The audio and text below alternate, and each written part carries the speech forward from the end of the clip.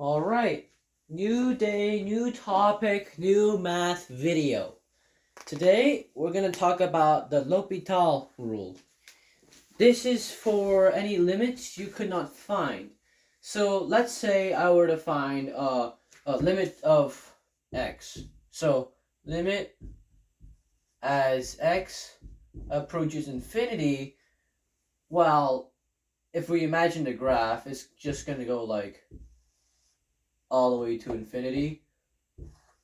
So we could just say this is infinity. That's pretty simple. And of course, if you have something like limit as x approaches infinity of 1 over x, well, if we imagine the graph, well, if it's just positive infinity, we just have to imagine this part, right? It just go like this. Have an asymptote at 0, so this would approach 0.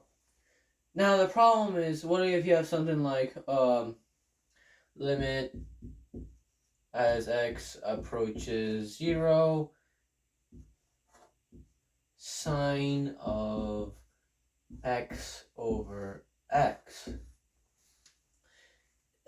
This is a problem because if you plug 0 in, you get 0 over 0, indeterminate form, and you don't really know what it is. But now, L'Hopital just jumps in and saves the day with the power of, oh, right, we have to go through the process of actually using it.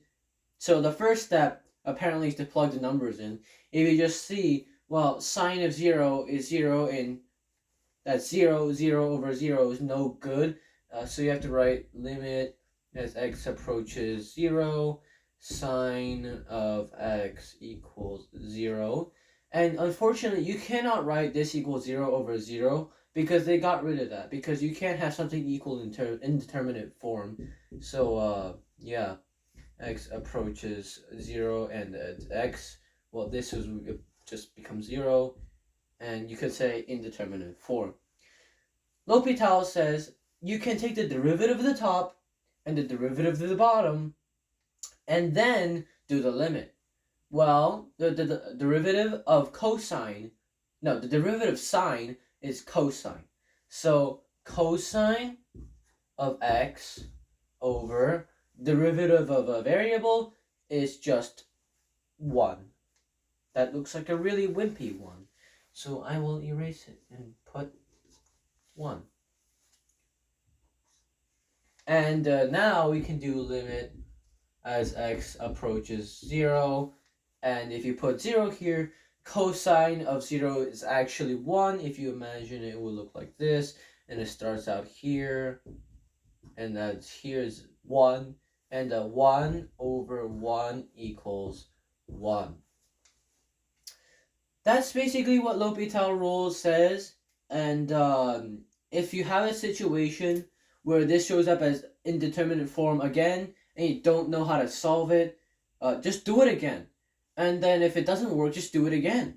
So it's really simple. All you have to do is know your derivatives and know your, like, e to the x is e to the x, the derivative of sine is cosine, and all that stuff.